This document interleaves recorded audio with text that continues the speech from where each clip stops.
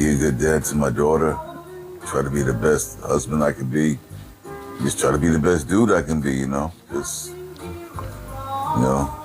You were very active, right? Very, extremely, man. Yeah. I've been an athlete my whole life. What sports did you play? I was football, basketball, and track, and I was great at all of them. Yeah. All of them. Yeah, man. It's a hard pill to swallow when you know you've been so active, and you're moving around, doing your thing, and just snap the fingers, just like that. Just like that. When did you first realize that you had a serious problem with your neck or your back, or which one was first? I had no idea there's anything wrong with my neck. Not even up to the day of surgery, I didn't even believe him. He told me from C2 to C7 and my neck was a mess. I'm like, what? I never had no pain from my neck. I never had anything, no feelings, no anything, no symptoms. They said it had to be done. I'm like, and I was like pleading with them. You need to look at my lower back. That's where all my pain, that's where everything's emanating from, you know? Yeah. And they finally did it, and they looked at that and they were like, yeah, we need to get in there and do some serious decompression. And then they found out that I guess I broke my back years and years and years and years previous, and I didn't realize it. Held wrong. Yeah. Me doing too much, you know what I mean? Just running around. That's the plight of a man. Yeah, you know what I mean? I call it young and dumb and full of. Yeah. Yeah, that's what you do a lot of unnecessary shit. Damn that, we're just gonna keep grinding out. This is just what it's gotta be, grinding out. You know, and you're grinding out for everybody else, and you're not taking care of yourself, you know? And that's what happened, man. And then one day you wake up and your legs don't work. And I can't tell you a terror. Oh, God, man. When did you first realize there was something wrong, though? I noticed a couple weeks previous. I noticed my back wasn't just hurting, my legs were feeling heavy. I'm like, what's going on? And I know it's something like a nerve or something pinched in my back. I know it is. And I'm stretching, doing my thing, not knowing I'm just wrenching around an old fracture back and forth. It was floating side to side, and it was. It's like bone on bone? Yeah. It was bad, man. It was really bad. And remember, I woke up one day about to go to dialysis, and I reached to go get my meds, and the legs just said, fuck it. Just let go. Nothing. I could feel them, just couldn't move them. Yeah. And it was crazy to me, man. And I had to like worm my fucking army crawl over to my phone, call 911 to get them to come get me. Sent me to 3 separate hospitals. And they finally got me to Westchester, where they did the neck surgery and the back surgery. And I got more sensation back in my legs and I could move them, but I just couldn't sequence them to freaking walk. And for like the last year, I've been learning how to walk again. So all over again. And I'm telling you, man, it is not easy, man. It's not. I mean, you lose so much muscle mass in your legs and your body after the surgery because they don't even want you to move. So even though they're giving you nutrition and everything else like that, it's not nutrition the way your body's used to get. And it doesn't hit the same. So you lose weight. And I went in surgery 230 pounds. Mm-hmm. After I was able to like move around my upper body and everything, I was down to 165 pounds. Man. Wow. It's crazy. Wow. Lost the whole person. You know what I mean? When I was no appetite. It wasn't the appetite. It was just my body could not handle. Yep. Just. Hi. Hey, we're live, just so you know. I'm so sorry. No, you're fine. You want to say hi? Please. No, wait. This one right here. Okay. This one right here is Melody. My sister, yo, she's a big part of me even being alive. So, Until I'm thinking about it. before I continue with the live, how are you? Good, how are you? Good to see you. Hey, dude. Hey, what's up? Yo, she's an angel. She saved my life twice. Like I don't know about an angel, but twice. we're online. We're live. Come on. Come on. Come say hello, big guy. Yo, So apologies to everyone watching. I just got home and didn't realize this was happening tonight. Usually there's a surprise reporter having him home, so Because I can't get away from you guys. so surprised. yo, these people right here. This is my man John. Who is this? This is my man John Partek. Yo, that's my Live action. Good to see you, bro. See you too. These people saved my life, man. You saved me. So unfortunately, I have to catch up with why we're doing the live. The Road to Recovery Part 2. We did a segment when he was in a rehabilitation center for the back, so we wanted to come check him out for what he just went through. And you guys are like angels, so this is like perfect to get you guys while we're right here. Awesome support system. Yeah, man. Oh my God, Why yo. are you not even sitting up? Come on, we got to be presentable for this. Nah, he didn't. I offered. Too high, he said. So I said, offered. as long as he's comfortable, I appreciate him doing it. Yeah, man. But these two are freaking angels in human form. You know what I mean? They take me into their home. I've done more improvement here. And how long have I been here? Since June 15th, you Since moved June in? 15th. It's August, what, 11th, 12th? Yeah, August 14th. August right? 14th. Or 15th? What's the Because you I've can done heal more- faster when you're surrounded I've by done more love. healing. You know? Positivity, Yeah. love, Yeah. care. More healing here and care than the months and months and months of months. So right here, if it wasn't for her, I'd be dead right now. I'd be pushing up daisies, man, all day. I remember when she saved me from the last rehab I was in, where they weren't feeding me for 2-3 days on end. Freaking, they left me in my feces for hours. That's a whole nother They segment. withheld my my pain Hold on a pills. second. They openly mocked me because I was in so much pain after dialysis, man. It was ridiculous, man. It was crazy. It was degrading when, you know, if you haven't eaten in 3 days, you know what I mean? And then they give you a plate of whatever with no freaking utensils, and they sit there and watch you eat it with your hands because you're so damn Before hungry. anybody gets You know what I ready mean? about any details that he gives, yes, we are suing them. And yes, we will go after them. We haven't found the proper lawyer in Yonkers. So if anybody knows any lawyers in Yonkers, send them my way, please. Yeah, man, it was a horrible experience. But I guess she seen me the day she came up to visit. When they come up to visit, it's like a big ass treat. You know what I mean? I got someone who loves me, who's a familiar face, who knows what I'm going through, who has my back. Yeah, And, that's an angel, bro. yeah, and her and my brother came up, and she was like, "You look good. We're getting you out of here today." I'm like, and I was resistant, man. It was more than that, though. And you know what Yeah. do you know what the sugar on top of it is? The sugar coating is that I worked with your husband probably a couple years before you guys. For all of this, when was the last time we were presenting? So when I came here to see him, I didn't know I was coming to his house. You know. Yeah. So when I pulled up, I'm like, John. He's like, hey, like No, when so I it's pulled like. up, you guys were talking about it, and I was like, wait, what? You know each other? Yeah, it's like What? that's how God works. He sends his angels. God Yeah, puts man. everybody together. in Crazy, certain right? ways. For real. I Yeah. always tell people, and I always say, like, how some of U.S. Marines. I went away to go help people that couldn't defend themselves. So you're here in my house. So what do you think I'm gonna do? What do you think I'm gonna do for you right here, right? Oh man. I said, there's warriors that walk amongst us every day. Just nobody has their eyes open. That's all. But there's always warriors that walk amongst you. There's veterans that walk amongst us every day, and trust me, we've seen some of them on the news, and they always step up, though. Amen. Hey So man, I think I'm gonna take care of everybody. can you explain the situation? You explain it better than I can. My dog. If anybody got anything to say, you let me know. 'Cause that's my dog.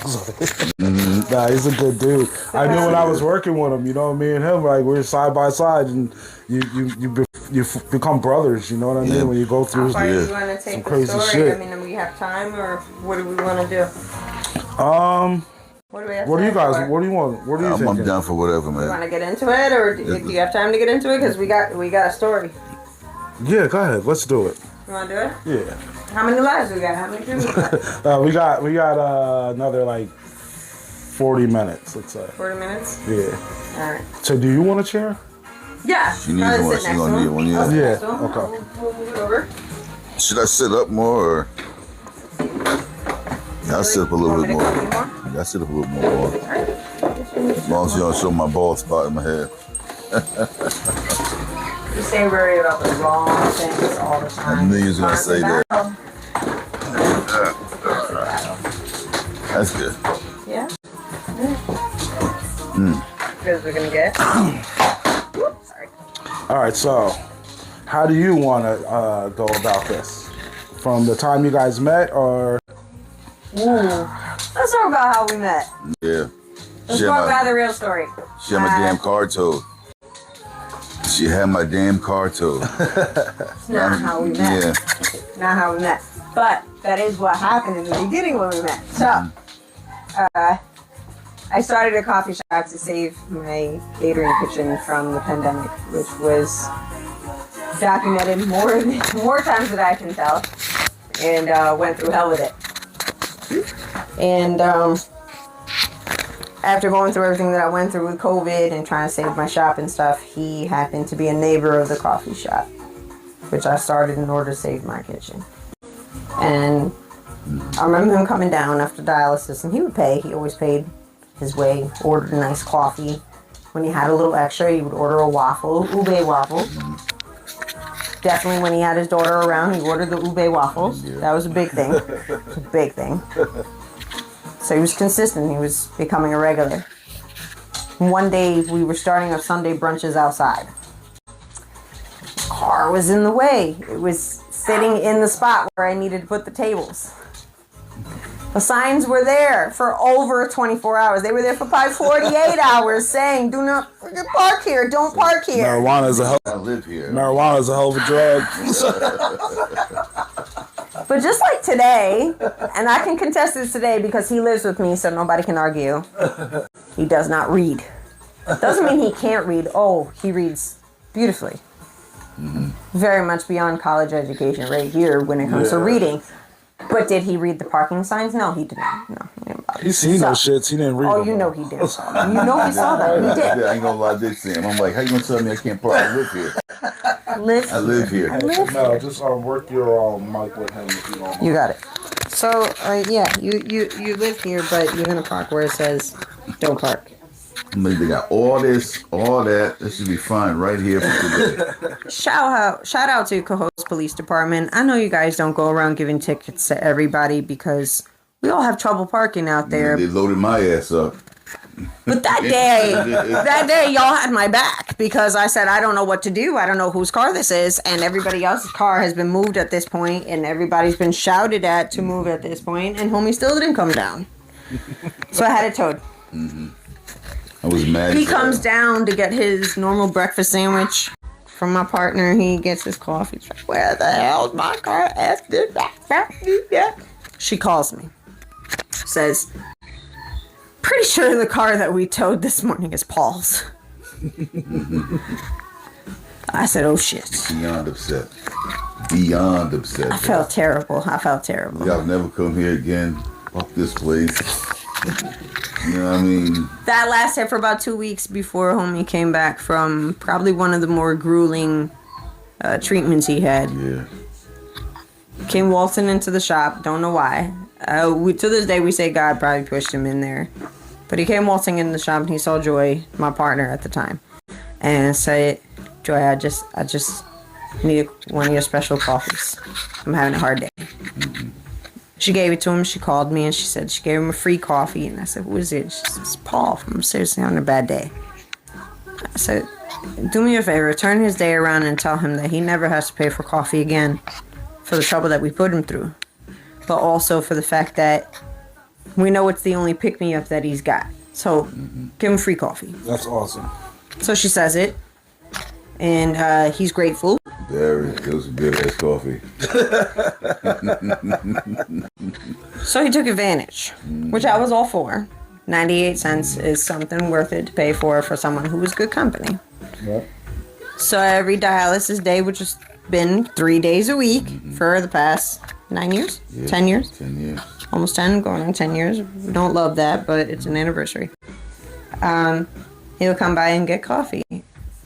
French vanilla cappuccino, which I made with whole milk, because it was the frothiest. Yep. He likes his froth. It had to be the French vanilla, because if I made it with vanilla, he said it just didn't taste right this time. It's not the same. That shows you how much he came. So he was faithful 3 days a week. And then it got to a point where he started ordering the food. And his humble self said, I can't keep doing this. I can't keep accepting food and not doing something for it. I can't afford it.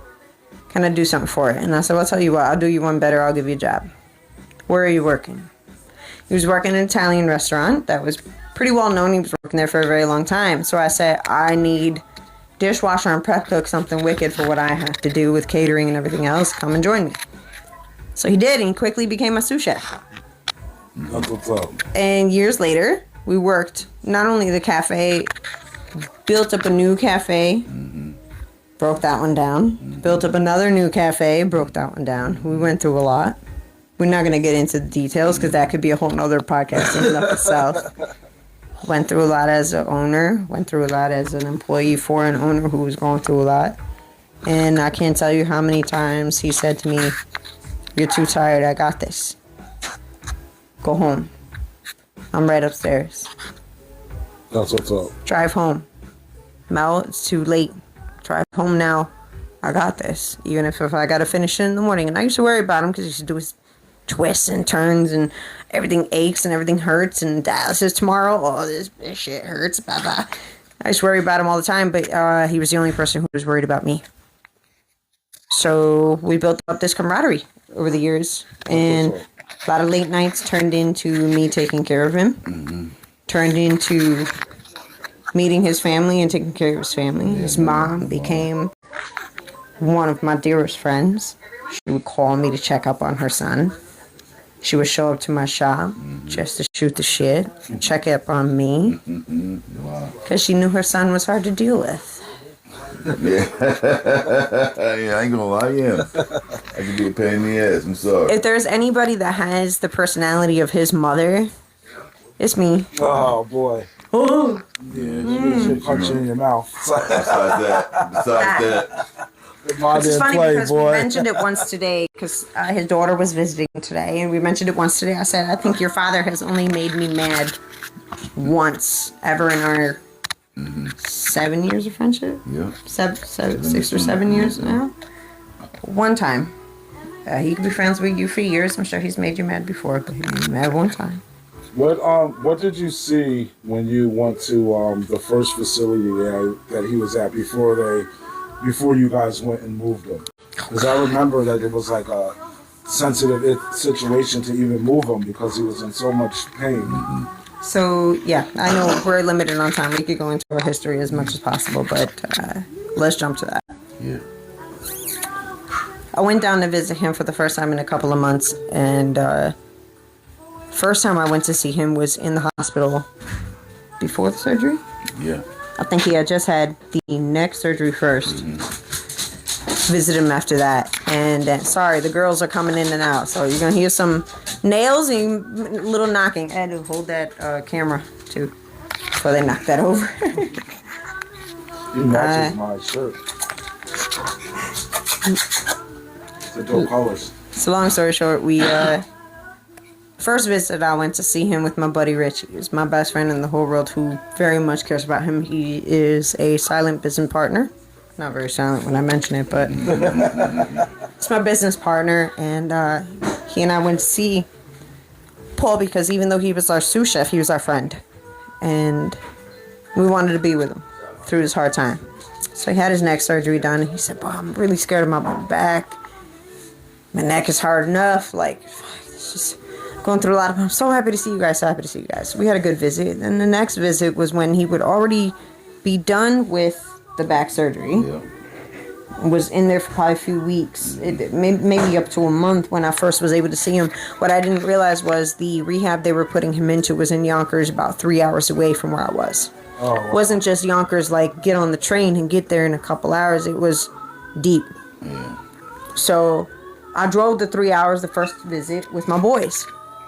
My kids came with me and they wanted to see Uncle Paul, and we were worried because for months I had been on the phone with him, and very rarely on the phone. I would go 3-4 days without hearing from him. There were times where he would call me and he was screaming on the phone, saying, "Please come, please sis, I'm not doing good here. Like, please, yeah, I don't know what to do. They're just not treating me well. Like, you need to come down here." So I finally came down with the boys. Was able to make enough money to get down there. Full gas tank, the whole nine. And he had just gotten his payment on money, so I went down. And I saw him. Probably one of the most beautiful facilities I ever went to. The outside wasn't that great. I mean, I wasn't too faithful until I walked in. And when I walked in, it was gas fireplaces, beautiful white marble everywhere. I mean, this place had given me hope when I walked in. The physical therapy unit looked like, man, top of the line. You pass it as soon as you walk in. Everything was beautiful. Then you get up to the floor that he's on. The smell, the smell is the first thing that hits you. The smell is the first thing you remember. It's always Just urine and feces and despair. just sinking. It felt heavy. As soon as we walked in, my kids were like, "Man, it fucking stinks. It's like heavy in here. It's where are we?" And my kids, like, drew closer to me. Like, they walk closer to me. I have teenage boys. They're pretty tough. And for them to come closer to me, like, whoa, like, we shouldn't be here, was hard to accept. And then I'm in there, man, like broken glass. Like I couldn't even move. Like that was the scary thing too. Like when you're laying in bed. Tell me about that in And a you're- second. Tell me about what you felt before I came. Oh, freaking! I feel like I said. I feel like broken glass. Every movement, everything. It hurt. I can't explain to you how bad it hurt. Like your body your soul wants to jump out of your body. It hurts so bad, man. Yeah. Everything. I'm moving my arm, moving my back, just trying to adjust. And I found out that you get depressed real quick when the only movement you got is if your bed can adjust you to go up or down and put your legs up and down. And that's all you can do. You know what I mean? And it's hard, man. I ain't gonna lie to you. Anyone out there going through a long recovery from some surgery or some medical stuff, keep fighting, man. It's a long road to hope, but keep fighting. Never stop. How was pushing. the treatment compared to the new place that you had went to that's over here in Troy. Yeah. Down here closer to home. How was that compared? Was that like a sign of relief? Well, the one only relief I will say was the staff. Because the staff was extremely attentive. Like they were always like Your next? Are you talking about your second one? yeah. Yeah. They were very Did you attentive. tell them why they were attentive? Well, because they liked me. Oh, come on. What, the sheriff one in there? So let's get back, because I had to step out. I'm sorry. I just got home from having a nice date with my husband. Y'all, I had to step away. Yo, it was a crazy experience being in there. So, But it was a good experience. hold on, but let's turn back to why I removed you from the first place. Oh yeah. All right. Did you talk about that? What happened? Like, yeah, We have some structure here. Some structure. Give it to me then. You guys, you rock, because this is like a special treat for us right here. You popping up, but I'm not prepared. I'm sorry. That's okay. So you tell us, what was it like for you picking him up when you first walked in? So thank So you you said it just for bringing it back to the structure, because that's exactly where I was going next. Where I Okay. said, hey, bring it back a little bit. Let's take a step back and talk about that first place and why I caused you to leave. Because I think it's going to be a big part of why we Didn't go they kidnap after me this at place. That place? Huh? Didn't they kidnap me at that place, man? I know. I didn't kidnap him. I signed him out AMA, which, if y'all know what that is, it is very much legal to do. the day that I went to see him with his brothers, the first day I went with my kids, we took care of him. We spent about probably $1,800 on clothes, socks, comfortability, just the comfort needs. Like anything that I could give him. You want Chinese food, I'm going to give it to you today. Anything I can give you, I'm going to give it to you today. So the biggest thing was socks, proper clothes, proper things. Something to make himself tea. A nice bag to travel with. Just everything you could possibly need, I spent all that money on and made sure of it. And my kids and I made sure he was good, and we left. When we came back, I didn't bring my kids this time. His brother called me and said, hey, if you're going to go back, can you take me with you? Yeah, bro, of course. You got to see your brother. Like, he would give anything to see you guys. The last 2 times that anybody went to him, it was me and a friend or just me with my kids. Like, he needs you guys. He needs this support system. Like, where are you guys? So his brother said, can you take me with you to go see him? So, of course. So we go to see him. We had already made the decision, you know, long talks in the car. Talks about childhood, talks about friendship, talks about how I came into his life. Justin, his brother. Justin and I never spent time together like that one-on-one before. And I knew his parents. Spent time with his mom before she passed away. Very close with his mom before she passed away. Yeah. And going down with him was like, hey, it's another family member I've met and get to know. I want this. I want to know my friend's past. I want to know my friend's people so I can keep him in the loop. But we get down there and he looked good. He looked really good. Like, he looked so good that last time I saw him with my kids, he looked so run down and tired in his skin. He looked pale and he looked like he just couldn't take no more. And he had what I can only explain as marshmallows on his back, and his sutures were wide open. Like, there was no dressings, there was nothing on it. I was screaming at people. People all of a sudden turned into fucking sergeants. Excuse my language. I'm sorry I don't curse. It's 18 and over. Oh, okay. So F that, bro. We came in and my kids were horrified. My kids had never seen a facility like that. I felt so terrible for them. I apologized to them on the way home. I didn't mean to expose them to something so horrific. Yeah, she was crazy, man. They were scared. They were like, is Uncle Paul going to be stuck here? Like, Mommy, we can't leave him here. So for my children, who at the time were 15 and 12, they're not 16 and 13, for them to say, Mommy, this is not okay, that means something. So when I was with his brother, we decided to order lunch. He was doing good. Everything was okay. And I had to go down to the lobby to pick up his lunch. I'm in the elevator. A group of doctors come on. And I know they're a group of doctors and social workers of some sort because they all have these badges. They're all dressed nicely. They're very official compared to the rest of the team that I had seen there each time I visited.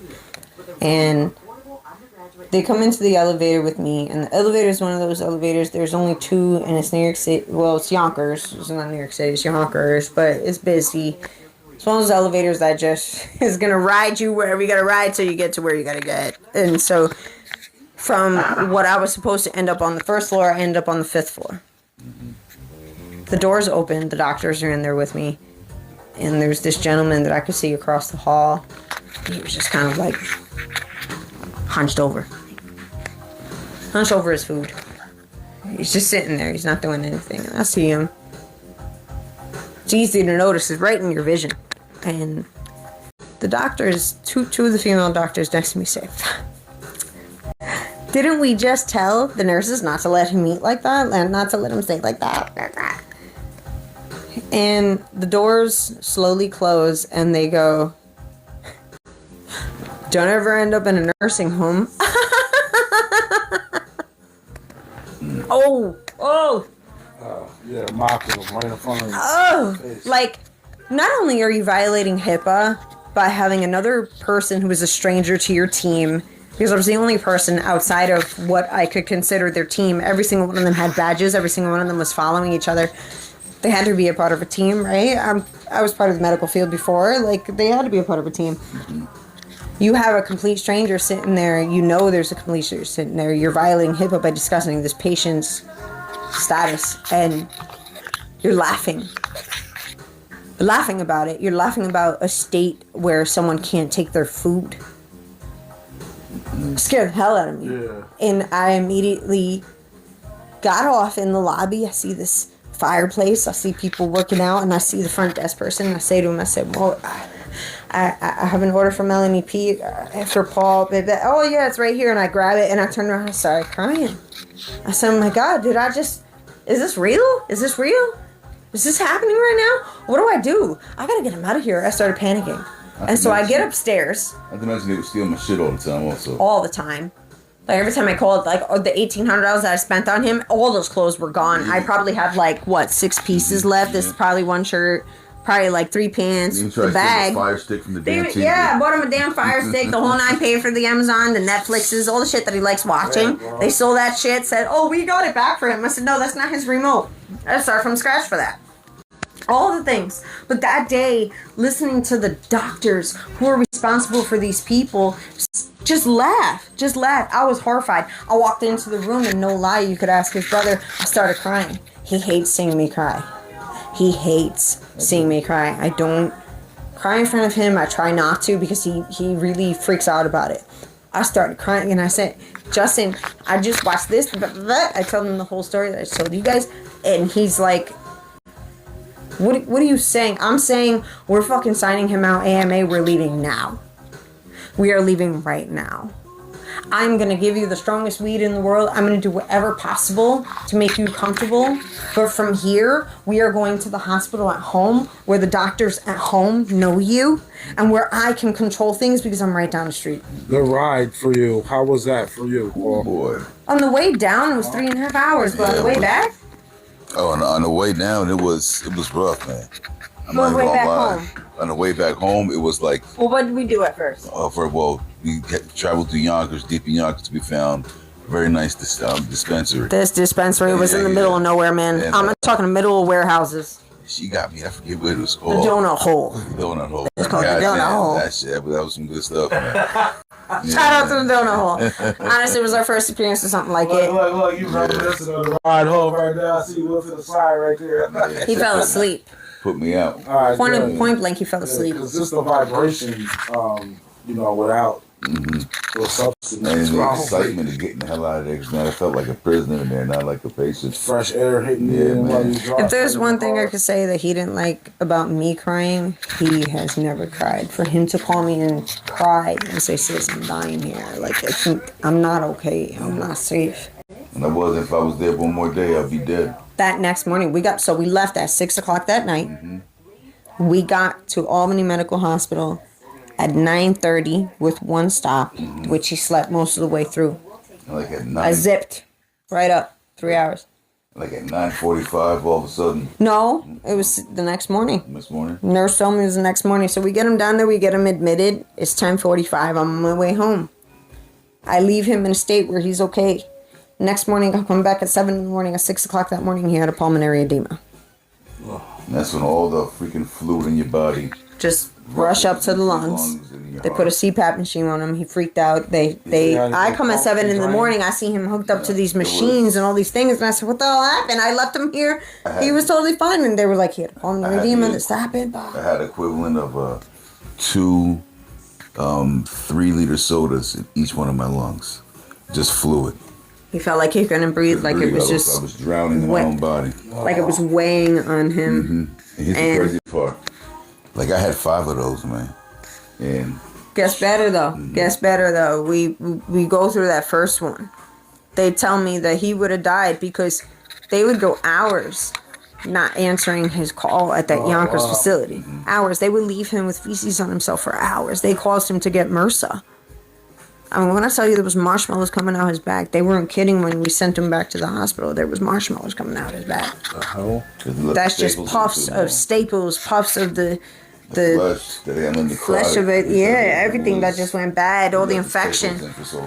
I mean, just everything. It was insane. And then we get you out of there. We get you to Albany Med. Albany Med gets him back into a state where he can go to a nursing home. Okay. Getting him into a nursing home. This nursing home now is way better. This is what he's talking about before I came back into the room. Everything is all better. And the only reason why I left him there with a 1 star, It's all we could find closest to home was a 1-star place. Was because these women thought he was the finest thing that ever came through the door. It was alright. The guy got a lot of attention. A lot of attention. Yeah, a lot of attention. Look at he's stupid. No, for real, dude. I got my third day. My third day got a little inappropriate. You like Valentine Ball? That time is lovely. Bringing him home cooked meals and stuff, you know. For me, it was, well, shit, you went from a place that didn't pay attention to you at all, and now you're in a place where they want nothing but to watch you. I was thinking, who the hell want my black ass? You know what I mean? Well, they all did. My quadriplegic. They all did. Dialysis patient. Point blank, we kept him there until it was long enough, right? Yep. And then they say he could come home. They were very confident that he could come home. Everything was okay. And in the 3 weeks that he was home, my God, he was doing so good. Walking back and forth to the bathroom with the walker. Everything was okay. Moving up from stages of the wheelchair. Like, everything was getting strong. And then all of a sudden, he said, I can't breathe. I can't breathe. I can't breathe. I can't breathe. And I'm beating myself up. What the hell did I do wrong? How could he be feeling this way? We got his weight going. I'm talking to them about his dry weight at dialysis. I'm doing everything. What is wrong? What is going on? Couldn't figure it out. He finally ends up feeling like, Mel, it's happening again. He had had 4 other pulmonary edema since that first one, and now number 5 was coming, and I didn't know what to do.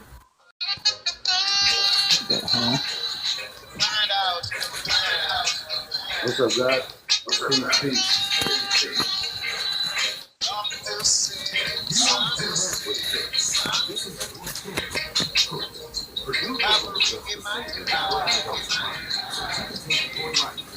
I'd like to get rid of this dude right here.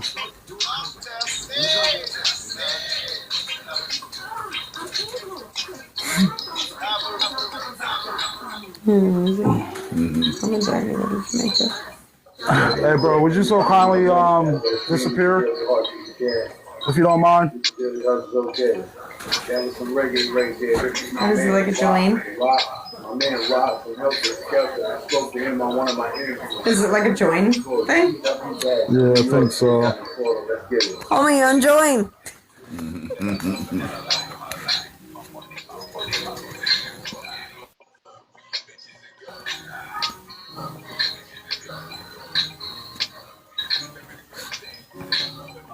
Mr. Lonely, what up? Yo, tap that screen. You're on the call. You need to tap that screen. It's a daily heart. If you can't afford it, it's all good. The highway, the queen, what's going on? That's how we do it. Y'all my way to highway. Come on. Bro, what are you talking about? What up, guys? What's up, bro? Chilling.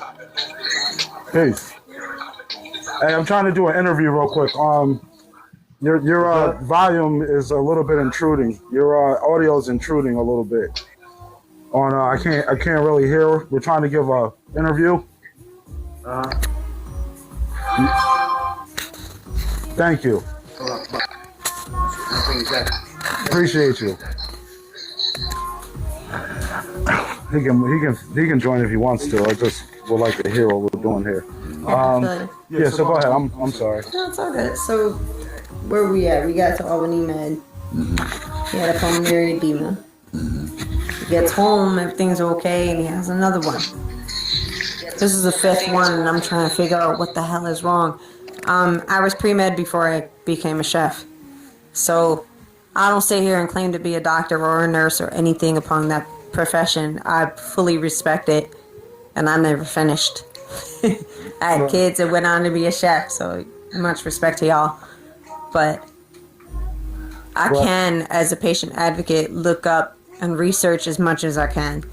And I'm not a WebMD person. I am very much a let's Google, let's read, let's figure this out, let's talk about this. I'm not going to go to the first thing, but I am going to call his medical professionals, and I'm going to discuss it left and right.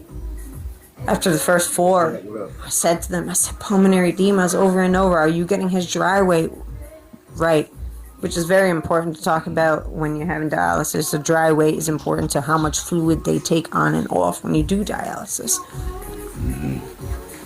So I started worrying that maybe his dry weight wasn't right. Maybe he was gaining weight too fast eating at home with me. Maybe I'm not cooking the right diets. What is it? And so this fifth one hits, and I'm lost. I'm following everything the doctors tell me to do. So finally on this fifth one, we find out that they were not pulmonary edemas just because of missed dry weight or because of his dialysis. They were widowmakers. And the pulmonary edema was a side effect of the widowmakers. A widowmaker is 3 very clogged arteries in your heart. They are the toughest heart attacks that you can go through. Only 10 to 12% of people survive widowmakers, and homie All right, so he survived just 5. he just went through all of the 2 procedures before the heart. How come they didn't catch that? I don't know. This was not something to catch beforehand. This is a genetic defect that they wouldn't have caught beforehand because they were putting everything to his back and his neck issues, which was the only pain that he was complaining about. So it's not something that occurred after the operations. This was genetic. This was time? something that was building up that they wouldn't have noticed otherwise because they were too focused on his nervous system and his spine. Now, that being said, it started exacerbating after the spinal surgeries that he had with neck and mid-spine. Yeah, I can lie that heart surgery, excuse my language, is a motherfucker. Oh my goodness. Bro, you just went through My God. Open heart. Yeah, I mean Open heart. He went through what they call a messing cabbage. with your spine, you know what I mean? I mean, both of those are But when They replaced 3 of his arteries. crazy areas bust to open be your messing chest, around in.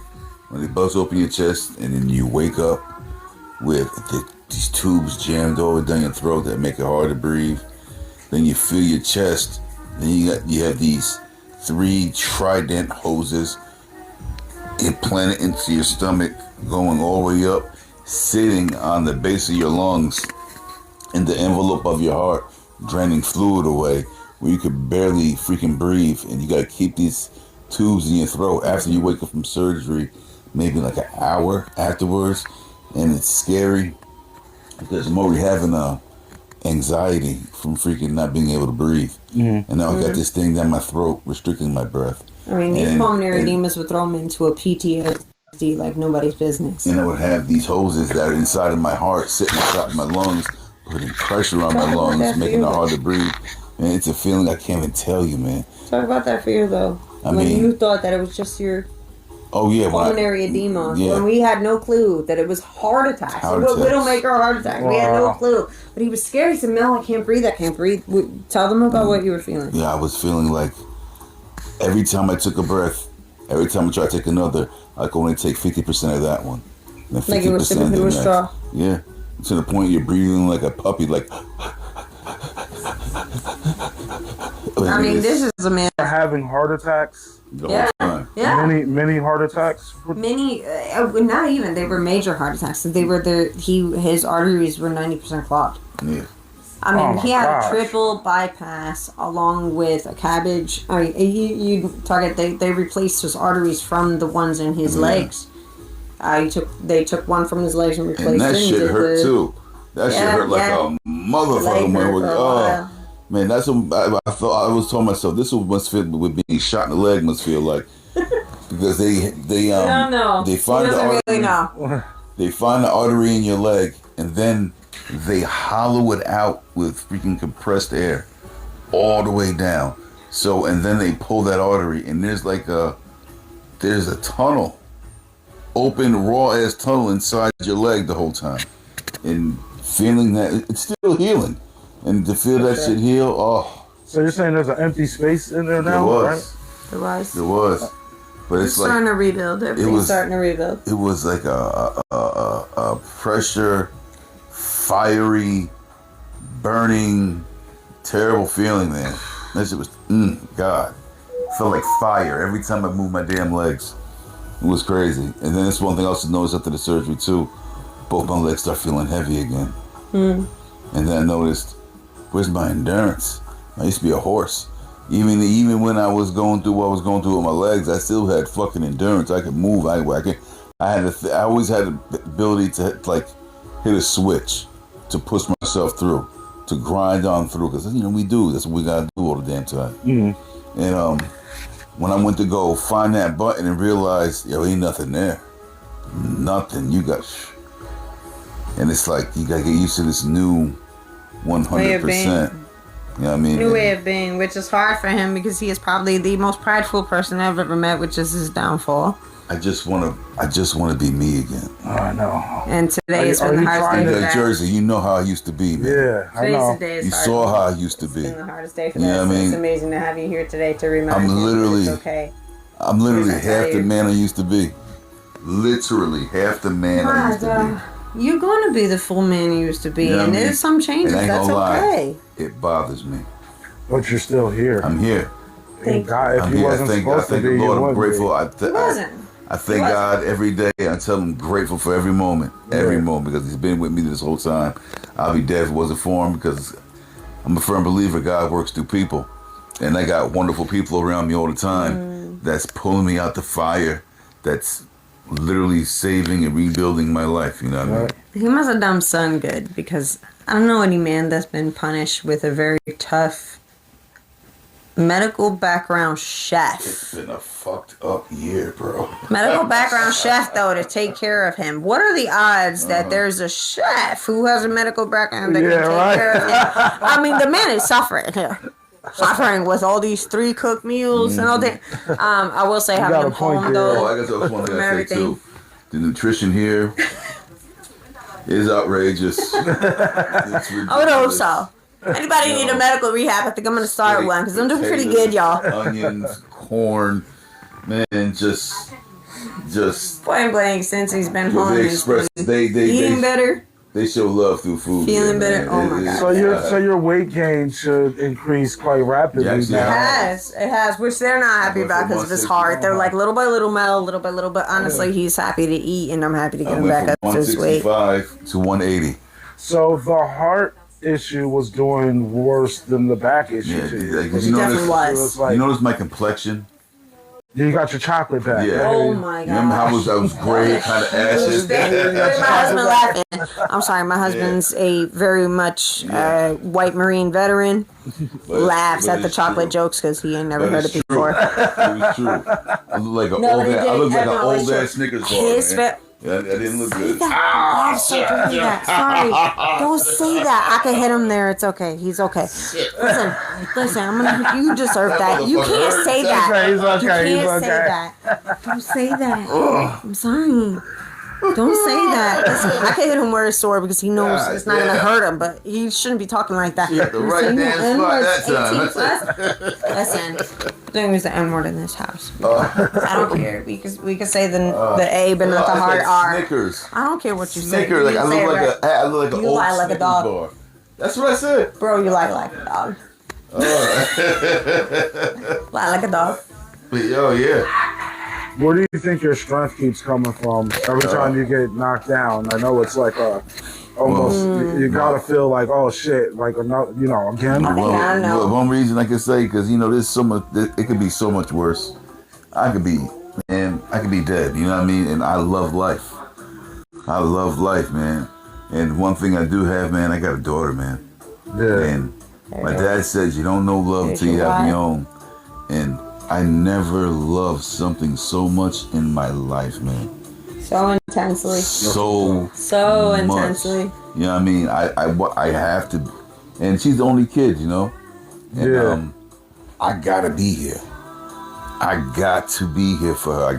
He got fights to. for her. You know He what I mean? fights for her. Yeah. It's not like she doesn't have siblings like she could fall back on, or a lot of cousins to fall back on. But I'm gonna make sure that she always has me to fall back on. I think, like I tell her all the time, when Daddy's up on his feet this on the third, you ain't never gotta leave home. You know what I mean? You wanna go to school, go to school. You will always have a home with Daddy. You know what I mean? I want to see her grow up. I want to dance at her wedding. I want to be a grandpa one day. You know what I mean? Yeah. I'll give you that. Yeah, I want that more than anything, man. It's coming, bro. It's coming. Yeah, coming. I want that. What has recovery taught you about patience that you didn't have before? It's a pill. I'm about to squish your legs. Do you want to talk about patience today? Patience is a pill. Because I know, It's a bitch. I know patience is a I understand I came a long way because I know, like maybe 8 months ago, I wouldn't be able to move my shoulders and fucking sit Y'all up. are And, making faces because I won't be he able- knows damn well he was complaining just this morning about not being patient. You want to tell the crowd what you did that made me scream at you like a child today? How many? did 500 of them. 500 exercises of a special exercise that his PT gave him. Let me tell you something. I went apeshit. I went You know what I apeshit. mean? Why? But like, here's the thing. Prideful. No, it's not. Too much. It's not just being prideful. It's too Like much. I said, I've been an athlete my whole life, and I'm talking. And I don't mean to like blow my own horn or anything like that. I wasn't a regular athlete. I was a D1 athlete. I was a world class athlete. I've been working out I've been working out since I was 9 years old. With me and my dad and my brother, all It's day. that pride that's all hurting the you time. right now. I know my body. No, you don't. I know. how to No, work you out. don't. Oh, he quick know. to say, I know my body, and then sat here and told me, Mel, I got a confession after he's been screaming all day about his side hurting. And said, I did 500 of those exercises. I said, why the hell did you do that? Yeah, because you don't want to kill yourself either. 100 of those You can't exercises overdo it is to more the than point ample. where 50 of those you already exercises know. is more than Yeah, ample. because I didn't do them all at once. I did sets. Oh, dude, you did I enough. did sets. But you still. hurting for it today and not in a good way. Yeah. The biggest thing Yeah. about this has been pride and patience. But it's hard. Pride says, let's work harder so So we can get balance, you stronger. know what I mean? You need the rest too, you know? But it's yeah. easy. But I say it's easy for everyone else to say when you haven't been in bed I've since been there. last October. But I've been there You know what I mean? But I know, but you're trying to take all of this, at once. understand. all of this recovery and put it into tomorrow. You know what I Yeah. mean? And And you I can't. just want out. I know, You bro. Yeah. I But know. trust, we keep him busy. As out as he wants to be, he is out on that deck. We Yeah, try to yeah, invite yeah. him to go out and do things. I keep him busy. I don't Yeah. keep him in this room back Yeah, here. absolutely do. But I tell you, having him in this room back here is probably the safest that I felt throughout this entire process. Yeah. And the only reason why I do it is because I love him. Because he became you one of my guys, best yeah. friends. Because he spent late nights where he looked at me and said, you can't do this anymore. Go home. I got this. There were many nights where my sous chef did not leave me hanging. And if anybody's in the chef world, is to know that there is a camaraderie between a chef and their sous chef that sometimes nobody can explain. And that's what we built. Yeah. That's what we built. And the nights that we smoking weed in the van, Yeah. or And that's just one thing. Here's one thing too. This girl got me smoking weed in the most inappropriate places, man. Most inappropriate places. No, so are we I swear to 420 goodness. friendly? Yeah. Okay, so we 420 friendly for today. We smoke For weed in today. churches. We don't smoke weed in vans. We don't smoke weed behind churches, behind wedding sites, all kinds of things. Hospitals, Hospitals, It's- rehab. facilities, every last one. I don't know Oh, what you you're got talking about. standards. Y'all got standards when it comes to smoking weed? Oh, No, I think it's just we know where to smoke the right weed, right? We no, do it's this. so like here, Paul, here. Here, Paul. You know where you at? You know where you at? Hey, we're in church. I'm like, yeah, it's a pen. It's okay. Hey, we're in a hospital. It's a pen. It's okay. We made it okay. But, honestly, it was those moments of bonding over something that gave us both relief from the social anxiety, from the anxiety of weddings all day, from the anxiety of weddings in general, because weddings always bring drama. I don't care what anybody got to Speaking of say. anxiety, for all those people that heard me talk shit about you having panic attacks or something like that, I apologize from the bottom of my heart because I had one. They're real. And they're very real. They're very real. Very, very Mental real. health is a very real thing, guys. Oh, Oh, I yes. didn't tell you It is when, a very real thing. after my heart surgery, they were giving me ketamine. Oh my To God, freaking kill that my was the pain. worst.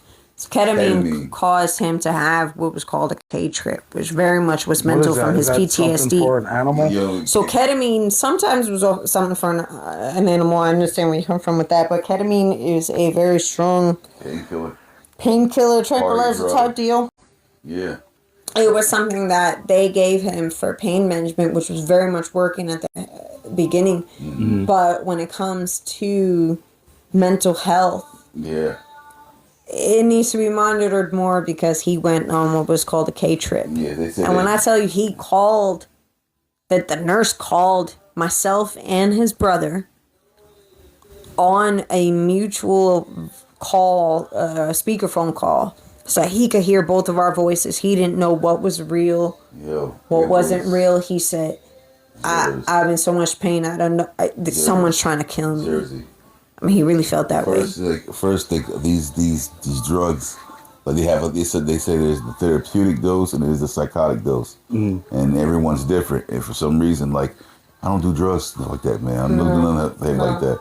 So when it introduced that shit into my body had a left reaction to it.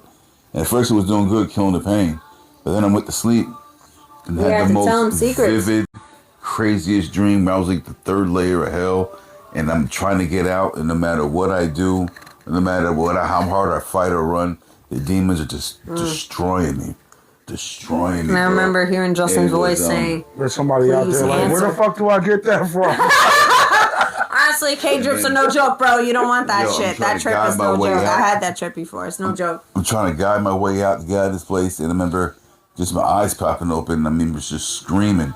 And then I'm looking at everyone around me, and I'm surrounded by like all these nurses and doctors and whatnot. Kept saying there were demons.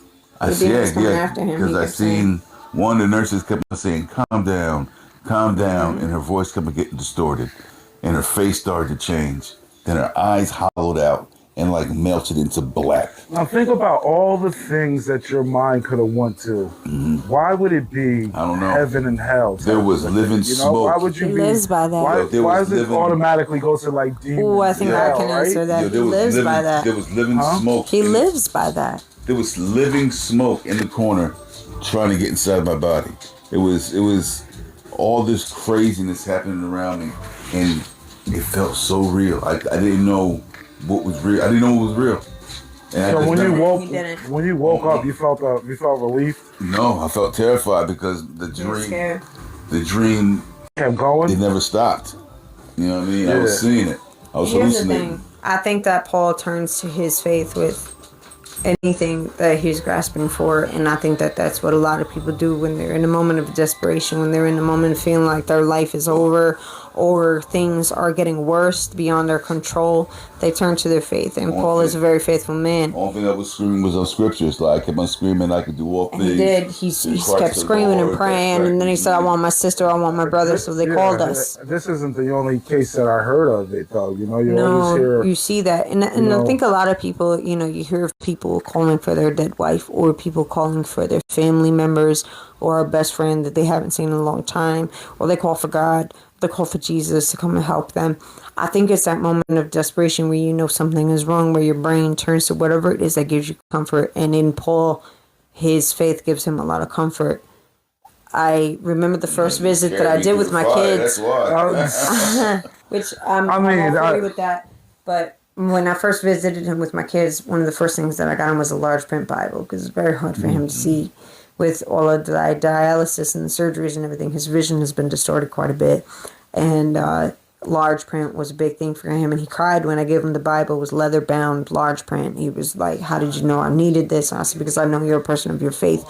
Now, he knows that me being bisexual, I've had a very hard time when it comes to religion and having faith in things. But I will push my faith to give him comfort. I have prayed for him. I've prayed with him. I've made sure that he has heard the word of God when he is not feeling well. I've made sure to read verses when he is not feeling, when he feels lost. Whatever he needs, I make sure happen. And that's the biggest thing that I can do for him. I don't care if I don't believe in like a specific religion or a faith. I believe in God and a higher power, and I know that for whatever reason I've been put into his life. She's agnostic. Yes, yeah. Whatever label he wants to give, I don't live by no labels. Point blank, I'm a good person who loves him, who knows that he has shown me affection, he has shown me appreciation, he has shown me friendship and camaraderie, he has shown me loyalty. He is someone that I can count on at all times, even when it's, Paul, it is 5 o'clock in the morning, I'm exhausted, I can't do this right now, can you please come down and clean up so that I can get some rest and I'll come back for the 8 o'clock breakfast. He made it happen. That's what's up. He's someone I could count on. He's someone I could depend on. And he is someone that at a very long, stressful wedding day, I could sit and smoke a joint with and say, bro, what the fuck happened? And we could laugh about it, and we can make jokes about it, and we can move forward from it. And make that connection. And he's my dude. There's no rule against friendships, y'all. Like, people always say women and men can't be